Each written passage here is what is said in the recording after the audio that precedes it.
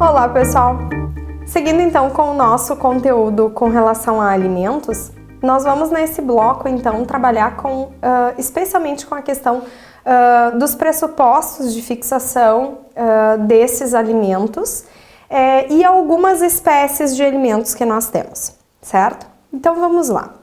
Iniciando então, quando nós falamos em obrigação alimentar, e no bloco anterior nós fizemos a diferença entre a obrigação alimentar e o dever familiar de sustento, né? O dever familiar de sustento é aquela obrigação que os pais têm com relação à pessoa dos filhos em decorrência do poder familiar, e a obrigação alimentar ela é mais ampla, né? Ela é devida em razão de parentesco ou em razão da existência de um vínculo matrimonial ou de união estável. Então, quando nós falamos em uma obrigação alimentar, nós precisamos verificar de que forma ou quais são os pressupostos que eu devo utilizar na fixação do valor a título de alimentos. Então, nós temos a previsão do parágrafo 1º, que estabelece que os alimentos devem ser fixados na proporção das necessidades do reclamante e dos recursos da pessoa obrigada. Então, observem que são 3 elementos a serem considerados aqui. Primeiro, a necessidade do reclamante, ou seja, a necessidade de quem pede os alimentos, a possibilidade de quem paga ou da pessoa obrigada, e o terceiro elemento é a proporcionalidade entre os 2 primeiros, ou seja, nem muito pouco a ponto de não permitir o sustento daquele que necessita e nem em excesso a ponto de que quem pague não tenha condições de aí sim ele próprio se manter em razão de ter que pagar estes alimentos, ok?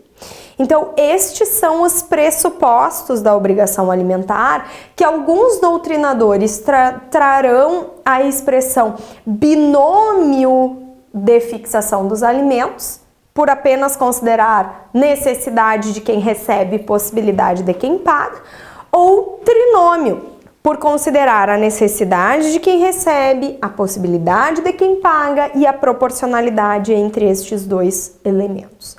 Então, as duas determinações por parte dos doutrinadores estão corretas, inclusive a própria jurisprudência, em alguns momentos utiliza-se da expressão binômio e em outras da expressão trinômio, ok? Bom, aí eu coloquei para vocês aí na tela um questionamento. Acompanhem. E como fica o percentual de fixação? Limita-se a 30% dos rendimentos? Onde está esta previsão? Pessoal, olhem só. Existe com relação aos alimentos, eu costumo dizer, uma série de mitos. Tá? Um dos mitos nós falamos no primeiro bloco, que é a questão de que uma vez alcançando 18 anos o filho, poderia o pai ou a mãe, ou enfim o genitor responsável parar de pagar alimentos. Quando na verdade nós sabemos que não é assim que funciona, porque o fato de ter alcançado maioridade não significa que ele possa se sustentar. Outro mito que nós temos com relação aos alimentos é justamente esta questão da fixação em 30% dos rendimentos. Por que eu digo que isso é um mito? Porque nós não temos previsão em dispositivo algum de que o limite da fixação da obrigação alimentar é 30% dos rendimentos, nem limite mínimo e nem limite máximo. Por quê? Porque os pressupostos que vão determinar a fixação dos alimentos ou o valor que será fixado a título de alimentos é a necessidade de quem recebe, a possibilidade de quem paga e a proporcionalidade entre esses 2 elementos. Então, por isso que eu digo se tratar de um mito essa questão do limite de 30% dos rendimentos. Contudo, nós também não podemos negar que, na prática, o que se tem observado é que muitas vezes a fixação da obrigação alimentar, ela se limita a 30% dos rendimentos líquidos do alimentante, porque esse valor seria razoável, seria proporcional dentro daquilo que ele percebe mensalmente, então dentro da sua possibilidade e dentro da necessidade daquele que reclama. Mas afinal, como que eu vou fazer prova daquela necessidade? Como é que eu vou provar então esses elementos de fixação, a necessidade e a possibilidade? Quando nós falamos em necessidade, muitas vezes a gente diz que a necessidade de uma criança, de um adolescente, ela é presumida. Sim, a necessidade da criança e do adolescente, ela é presumida pelo fato de que criança e adolescente devem estar na escola estudando e não trabalhando para alcançar o próprio sustento. Então, sim, a necessidade é presumida, mas o valor necessário para cobrir, para custear essa necessidade não é presumida. Então, nós temos que ter o cuidado quando ingressamos com uma ação de alimentos ou quando vamos pleitear a fixação de alimentos através de um divórcio acumulado com alimentos ou uma dissolução de união estável acumulada com alimentos. Nós temos que ter o cuidado de demonstrar na ação esse pressuposto da necessidade. Primeiro que, por se tratar de um menor de idade, a necessidade é presumida, mas segundo que, para demonstrar o valor da fixação, eu tenho que mostrar os gastos que esse indivíduo tem mensalmente. Então, eu preciso fazer um cálculo aritmético do valor que gasta a título de aluguel, a título de alimentação, né, de supermercado, padaria, enfim, tudo que é relativo à alimentação, do gasto mensal de vestuário, embora aqui eu chamo a atenção de vocês, não se compre talvez roupas mensalmente, mas se tem uma ideia do que se gasta talvez ao ano ou por estação, com uma criança ou com um adolescente com relação a vestuário, né? E se faz uma média mensal daquele valor. Só que tudo isso, para que eu possa fazer este cálculo, eu preciso ter prova disso. Então, quando na sala de aula, nos cursos de graduação, eu trabalho essa questão dos pressupostos, eu costumo ensinar os meus alunos a fazer uma tabela onde tu devas colocar todos aqueles elementos mensais de gastos que o indivíduo tem: saúde, educação, lazer, vestuário, alimentação, transporte, enfim, todos os gastos mensais. E aí eu tenho que, obviamente, quando eu vou tratar lá de aluguel, se é uma casa que é habitada por um dos genitores e pelo filho, aquela despesa de aluguel ela tem que ser dividida por 2. Então, a despesa da criança com relação ao aluguel é a metade. Uma vez que eu chegue ao final da despesa, a despesa mensal daquela criança ou daquele adolescente, se ele fosse custear suas despesas, seria o valor X. Hipoteticamente falando, seria R$3.000 mensais. Então, R$3.000 é a despesa que aquela criança ou aquele adolescente tem no mês. Destes R$3.000, eu preciso me dar conta que, voltando a algo que nós falamos no primeiro bloco, a obrigação alimentar ela é divisível. Não se esqueçam que a obrigação alimentar com relação aos filhos é de ambos os genitores, é do pai e da mãe. A partir daí, se é R$3.000 que esta criança necessita mensalmente para viver, utilizando-se então do nosso exemplo hipotético, R$1.500 é a obrigação da mãe e R$1.500 é a obrigação do pai. Aquele genitor que tem a criança sob sua guarda unilateral ou mesmo na guarda compartilhada, quando a criança reside na casa daquele genitor X, esse vai fazer o custeio dessas despesas. E o outro, que é o genitor não guardião, em caso de guarda unilateral, ou que seja guarda compartilhada, mas que não seja o genitor, que seja o detentor da residência base de moradia daquela criança, esse vai fazer o pagamento de um valor pecuniário para auxiliar no custeio dessas despesas mensais do indivíduo.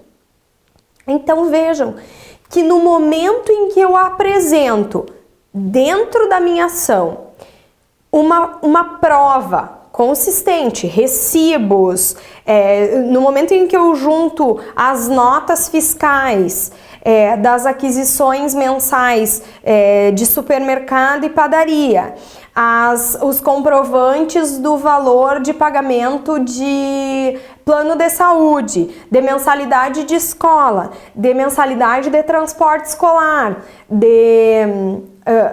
que mais? De comprovante de compras de vestuário e calçados. Enfim, no momento em que eu fizer a comprovação de todas essas despesas mensais e colocar isso numa tabela mostrando que aquela é a real necessidade, que aquele é o valor que efetivamente aquele indivíduo precisa mensalmente ou gasta mensalmente para sobreviver, vai ser difícil, por exemplo, da outra parte, ou vai dificultar que a outra parte diga que não, o valor que está sendo pedido é absurdo e o que necessita é menos, porque ao menos vai ter que apresentar uma contraprova, provar o contrário, né? Vai ter que provar que não, que aquele valor apresentado não é aquele, que é mais ou que é menos, ou enfim, certo? Então essa é a forma de demonstrar a necessidade de quem recebe. Ah, professora, mas isso muitas vezes na prática não é possível porque ninguém guarda os recibos, certo? Ninguém guarda os recibos. E esse é realmente o problema.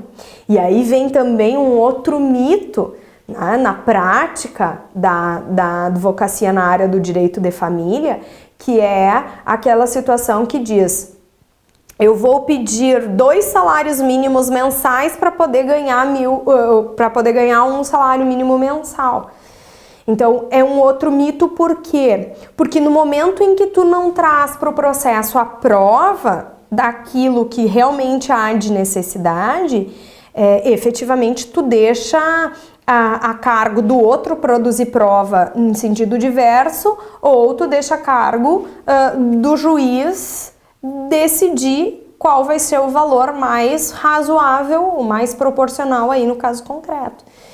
Eu não estou dizendo, contudo, que comprovando tudo isto que eu mencionei com relação à necessidade, que aquele valor será o fixado. Então, partindo do nosso exemplo inicial, dos R$3.000 mensais que aquele indivíduo necessita, que o genitor contra quem se pleiteia os alimentos seja condenado a pagar os 1.500. Por quê?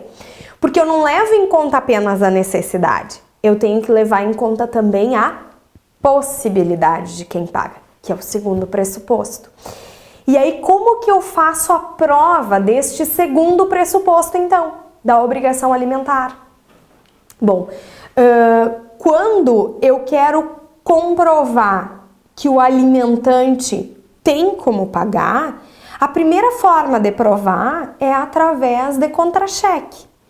Se é um trabalhador que recebe, que tem vencimentos fixos mensalmente, ou que recebe com contra-cheque, eu consigo comprovar os seus rendimentos, né? Seja eu estando na posse desses documentos para fornecer no processo, ou se eu não tiver como acessar tais documentos, eu pedir em juízo que seja expedido um ofício para o empregador do alimentante para que este informe quais são os rendimentos mensais do alimentante, certo? Então, essa é uma forma de fazer a comprovação da possibilidade.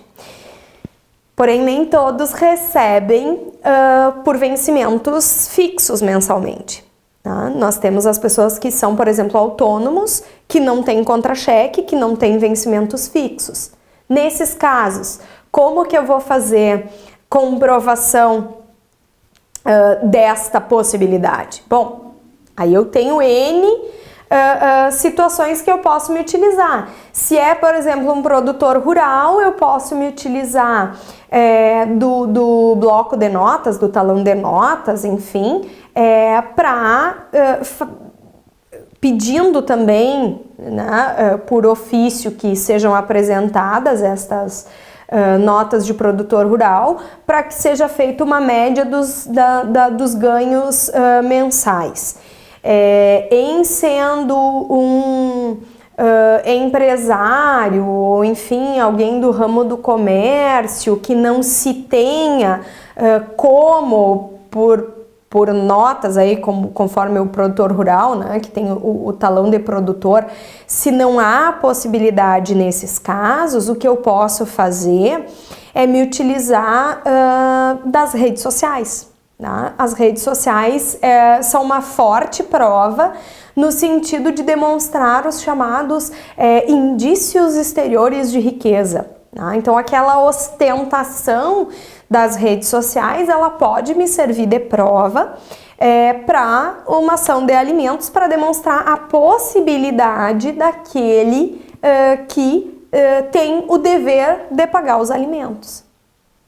Cuidem apenas que nessa situação de provas, de produção de provas, às vezes, em se tratando de uma rede social ou até de conversas obtidas por meio de mensagens, troca de mensagens de celular, é importante transformar este meio eletrônico em um meio documental.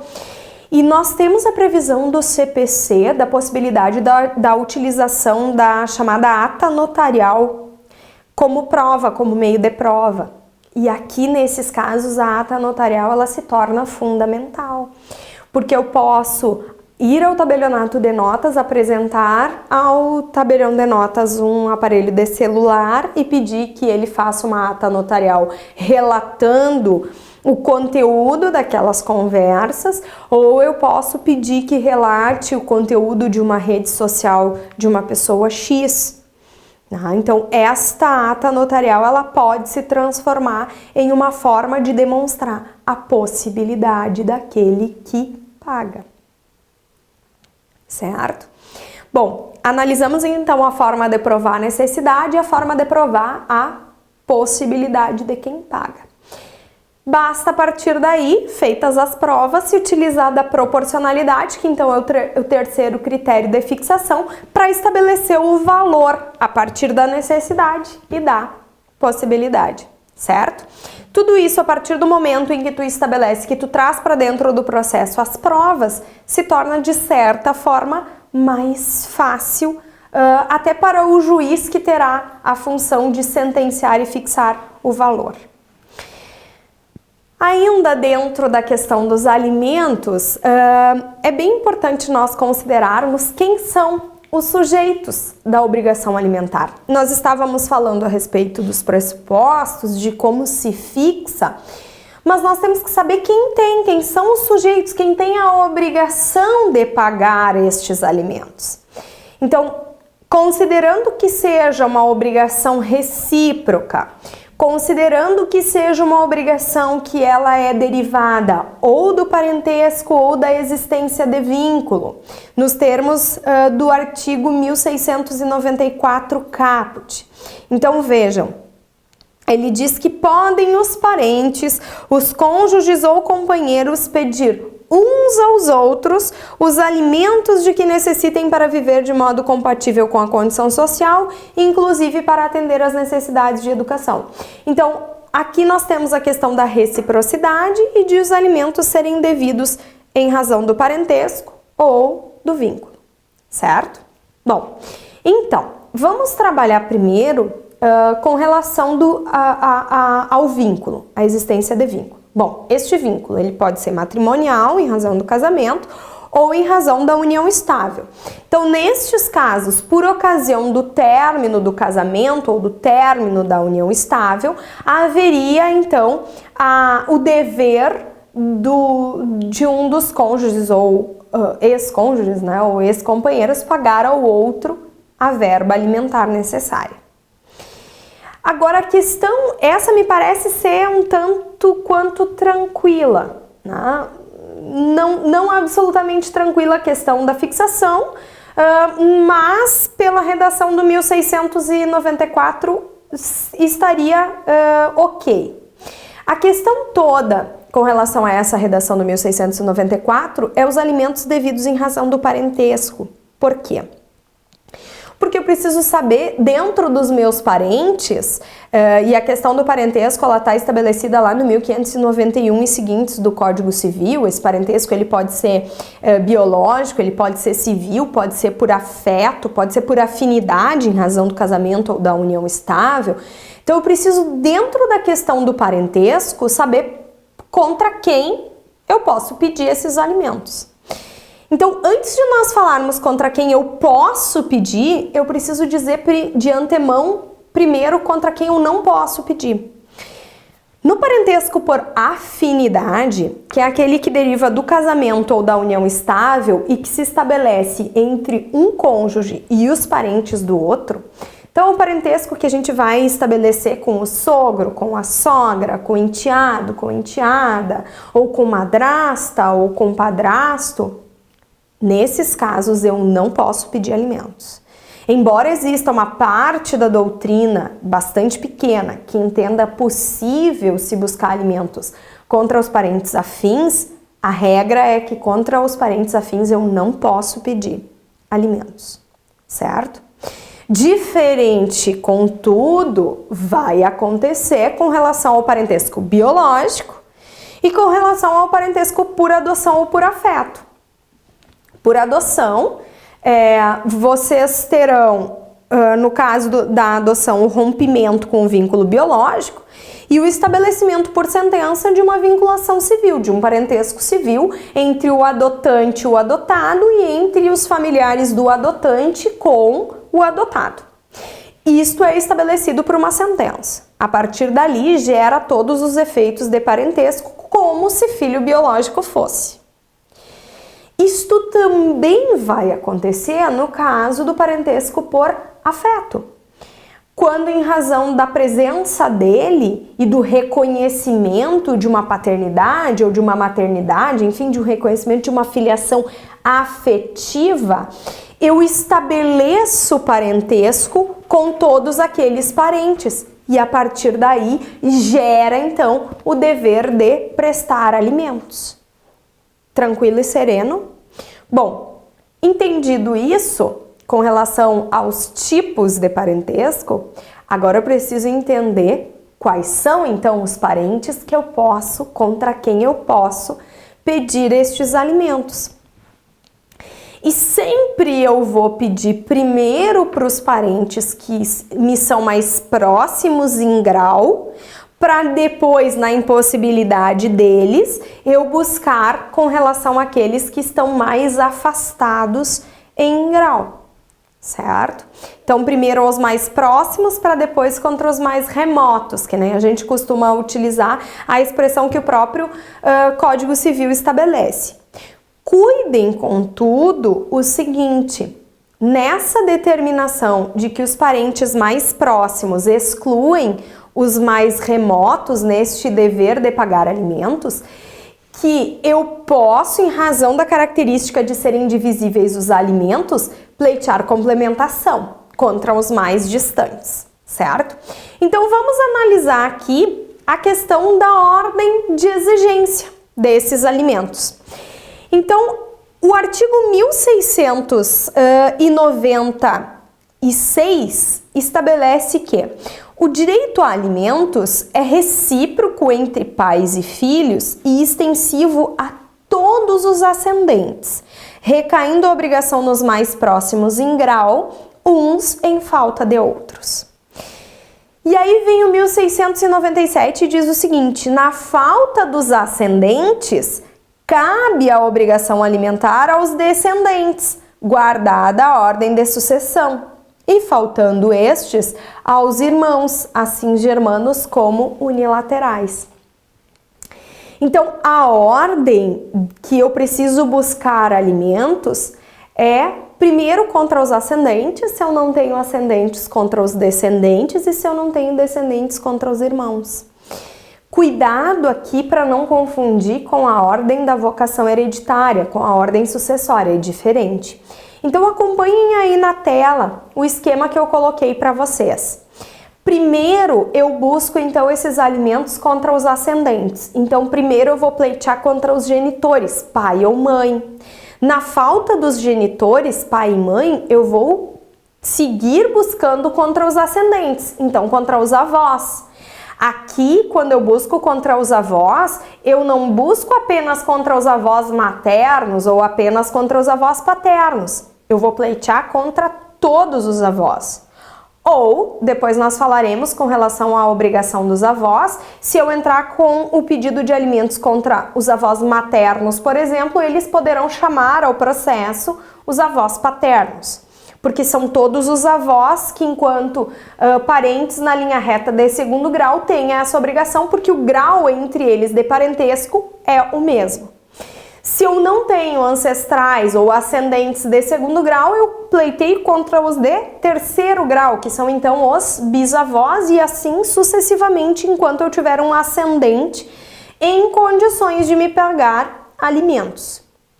Se, contudo, eu não tenho nenhum ascendente em condições de pagar alimentos, aí eu preciso pleitear contra os meus descendentes, segundo 1697, guardada a ordem sucessória. Então, eu primeiro pleiteio contra os filhos para depois vir a pleitear contra os netos. E assim, sucessivamente também. E lembrando ainda que se eu pleiteio contra os filhos, não é contra apenas um filho, é contra todos. Mas se eu entrar com ação contra um dos meus filhos, este poderá chamar os demais para figurar no polo passivo em um litisconsórcio passivo necessário, ok? E se eu não tenho nem ascendentes nem descendentes contra quem pleitear, eu vou buscar alimentos contra os meus irmãos, que são os meus colaterais de segundo grau.